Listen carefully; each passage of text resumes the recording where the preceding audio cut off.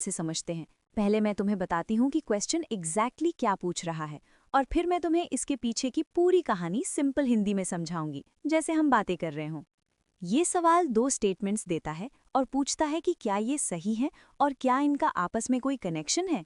Statement 1 कहता है कि 7 अगस्त को नेशनल हैंडलूम डे यानी राष्ट्रीय हथकरघा दिवस घोषित किया गया है। स्टेटमेंट 2 कहता है कि इसी तारीख को 1905 में स्वदेशी मूवमेंट शुरू किया गया था। अब सुनो इसकी पूरी कहानी। पता है, ये क्वेश्चन हिस्ट्री और करंट अफेयर्स का एक बहुत सुंदर मिक्सचर है। इमेजिन करो साल 1905 का समय।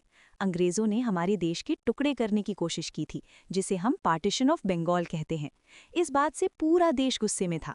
इसलिए 7 अगस्त 1905 को कोलकाता के टाउन हॉल में सारे बड़े लीडर्स इकट्ठा हुए और उन्होंने फैसला किया कि अब हम अंग्रेजों का बनाया हुआ कोई भी सामान यूज नहीं करेंगे, खासकर उनके कपड़े। उन्होंने कहा हम सिर्फ अपने देश में बने हुए कपड़े पहनेंगे। इसी आंदोलन को स्वदेशी मूवमेंट कहा गया। जब लोगों ने विदेशी कपड़े जला दिए और देसी कपड़े पहनने शुरू किए, तो हमारे देश के जो गरीब बुनकर थे यानी वीवर्स थे, जो हाथ से कपड़ा बनाते थे, हैंडलूम, उनका काम अचानक बढ़ गया और उन्हें नई जिंदगी मिली। अब आते हैं आज के समय पर।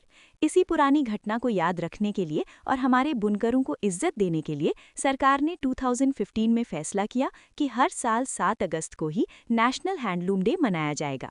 उन्होंने ये तारीख रैंडम चूज नहीं की थी, बल्कि जानबूझकर वही तारीख चुनी जिस दिन 1905 में स्वदेशी मूवमेंट शुरू हुआ था, ताकि हम याद रखें कि कैसे हमारे देश के कपड़ों ने आज़ादी की लड़ाई में मदद की थी।